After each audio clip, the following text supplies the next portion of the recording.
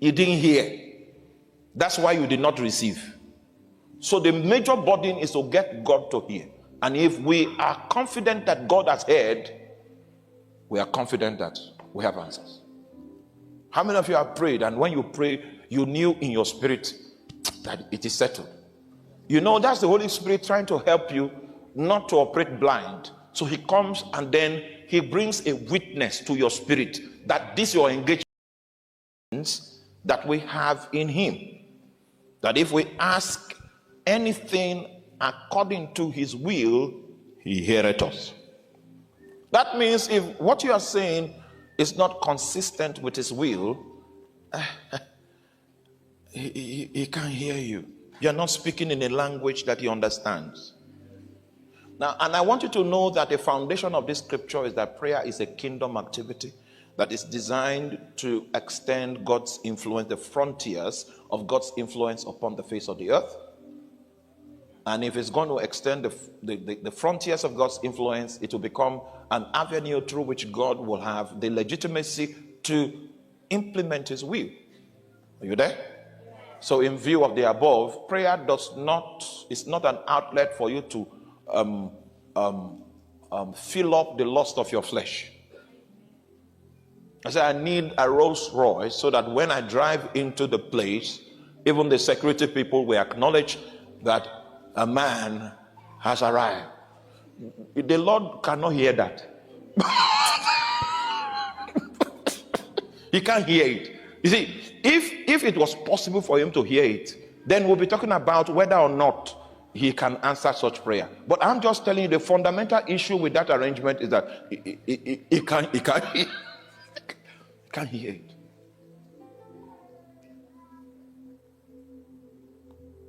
There are so many things you can do without precision, but prayer is not one of them. Prayer is a weapon, is a precision instrument. Because of the fact that prayers need to be aligned with God's will in order for God to hear it, I'll show you two tricks.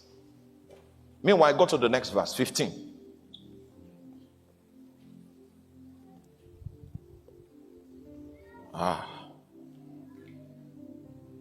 So, and if we know that he hears us, are you there? Whatsoever we ask, we know that we have our petition. So the challenge about prayer is to get God to hear you. Because once we are sure that God has heard, it means God has answered. So the problem is getting God to hear. And if we get God to hear, it must be within the scope of his will. That's what he can hear. So prayer is not an avenue for us to present our wild flesh, the desires. It say you pray not, you receive not, because when you ask amiss. It means you didn't hear. That's why you did not receive. So the major burden is to get God to hear. And if we are confident that God has heard, we are confident that we have answers. How many of you have prayed, and when you pray, you knew in your spirit that it is settled? You know, that's the Holy Spirit trying to help you not to operate blind. So he comes and then he brings a witness to your spirit that this your engagement has struck the chord.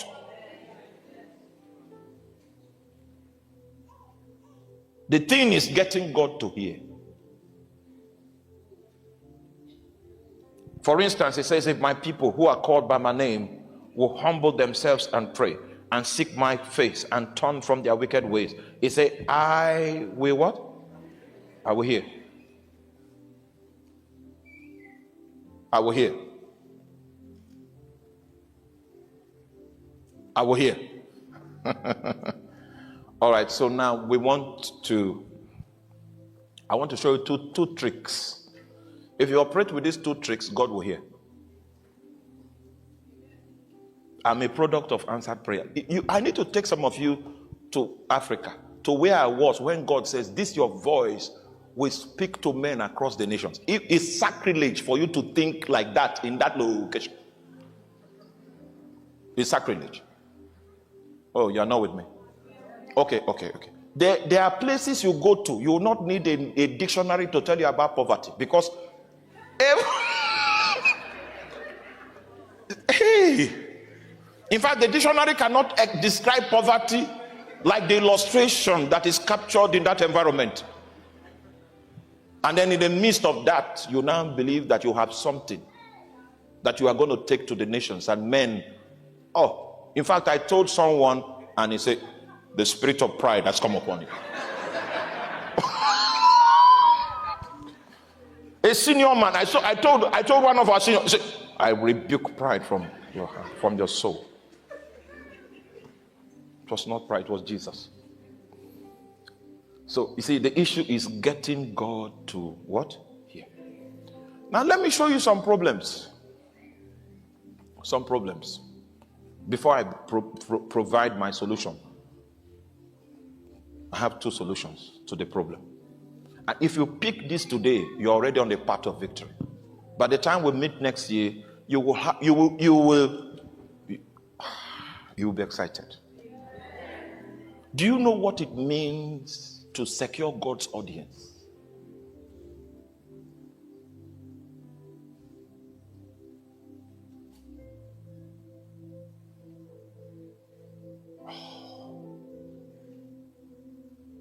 I'm not led to tell you some stories. The great one won't allow me. So let me show you a problem. The problem is in Romans chapter 8, verse 26. If you can put this scripture on the screen. Romans chapter 8, verse 26. The problem is to get God to hear.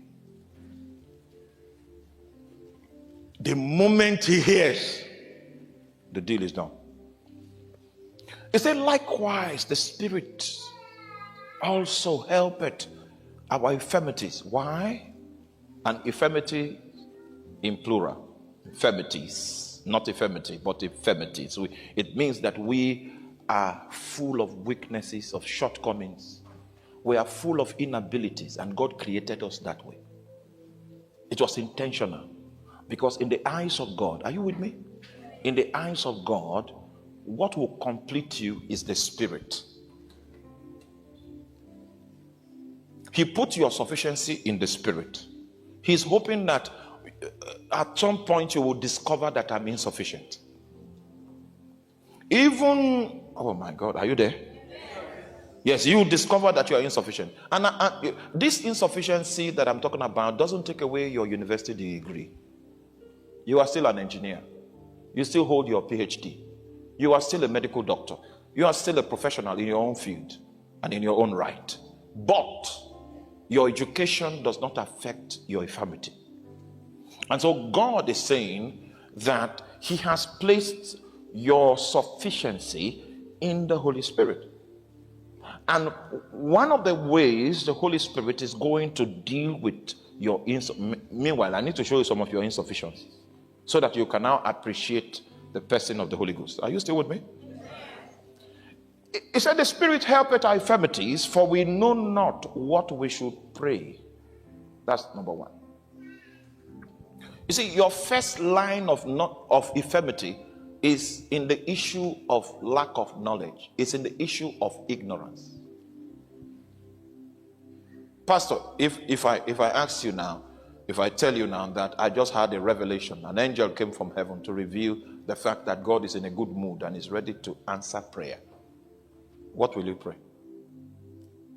Anything you pray without help will be wrong, because we know not.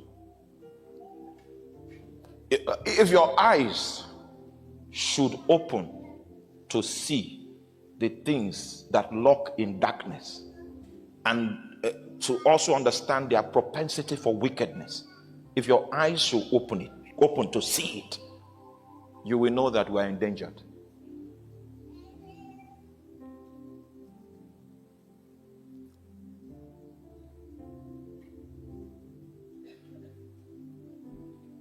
So the first infirmity that we have is in the area of knowledge. So one of the things that the Spirit of God does in order to help our infirmities and give us the capacity to participate in things that are spiritual is that he fills us in with the knowledge that we do not have. Now, for your information, in this scripture, there are 3 levels of ignorance that the scripture highlights. First of all, it says we do not know what to pray.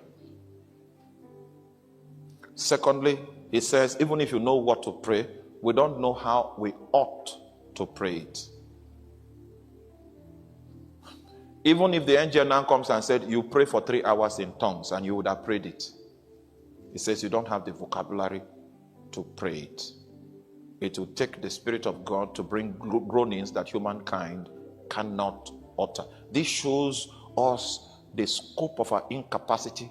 It is a fatal type of incapacity that we have. And all of that is filled up in the presence of the Holy Spirit. It means that the Holy Spirit brings intelligence to us that makes us equipped with the emphasis, with the precision, so that our engagement will be on the basis of accuracy. Now, you know what I mean by this? How many of you remember the gift of word of knowledge? Word of knowledge. It's a supernatural manifestation of the Spirit that gives you intelligence about things that are happening presently or things that have happened in the past. Are you there? I know you know this definition. It's either happening right now or it happened some time ago. So knowledge is either present or past. Is that clear? So there is a dimension of the Spirit's working that is responsible for giving us that kind of knowledge. This kind of knowledge can help you pass an exam. This kind of knowledge can help you know what is actually wrong with your child when you begin to see that child behave in a certain way. So the application of the gift of word of knowledge is very vast. But I'm saying that in prayer, part of the ways by which the Holy Spirit helps our infirmities, which is in the area of knowledge, is that He gives us that gift operates more when you pray than when you are not praying. It's one of the tools that the Holy Spirit will release in order to make your prayer a laser-guided missile. Because prayer is part of the armory of God that is given to us, part of the precision equipment that we are given. Prayer is effective because it is precise. It is effective because it is accurate. And in prayer, in order for the Spirit of God to help us, He makes supernatural knowledge available to us. Because the Bible says we know not what we should pray as we ought. That's the first trick. One of the gifts of the Spirit you are likely to operate in more frequently as an intercessor is the gift of word of knowledge. The Holy Spirit knows that you don't have the instrument of precision at work in you. So He becomes the fountain of inspired knowledge. How many of you have ever had this experience? You were just praying in tongues. You were not planning to pray any prayer point. You were just praying in tongues, and then the prayer points begin to come. That's the gift of word of knowledge. The Holy Spirit becomes an agency of intelligence in order to help your prayer operate in the currency of accuracy. That's one of the things we're going to ask God for. Let the fountain of knowledge open in me. Have you read the scripture that says that we have an unction? Oh, 1 John chapter 2 verse 20. Give me that scripture. Hallelujah. Ebenezer, you're my Father. Hallelujah. Hallelujah.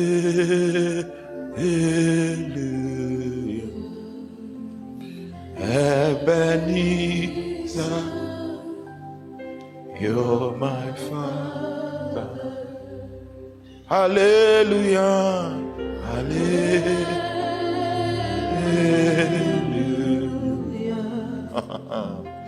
Ebenezer, you're my Father.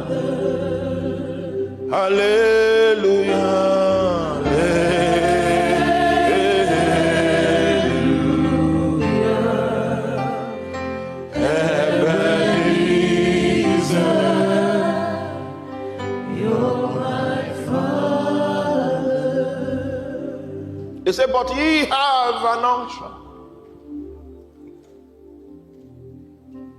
You might ask, what is an unction? It's a knowledge faculty.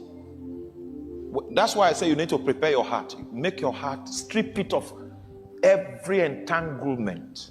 Because that bitterness is going to be a spice that will travel with your incense. And when God smells it, he will know that you are in the wrong place.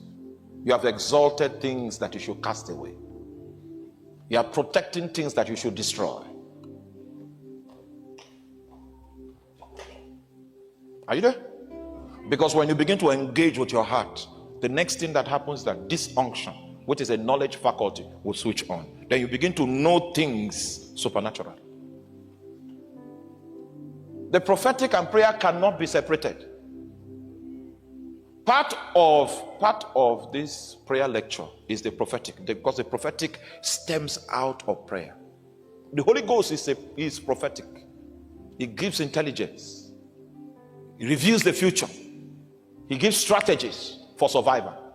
And all of that will be switched on when you begin to engage. We have an unction. He didn't say that we are going to have. He said, we have an unction. And from the Holy One, and we know all things. It is through that unction. Knowledge. Knowledge. Knowledge. Knowledge is a tool that makes you powerful in spiritual engagement. So Satan boasts because he knows you are trapped in the flesh. And there are some dimensions of knowledge that are kept from the mind, the frequency of the mind, the soil of the soul. So he boasts that you are no match until you strip up, you get yourself strapped with the Holy Ghost.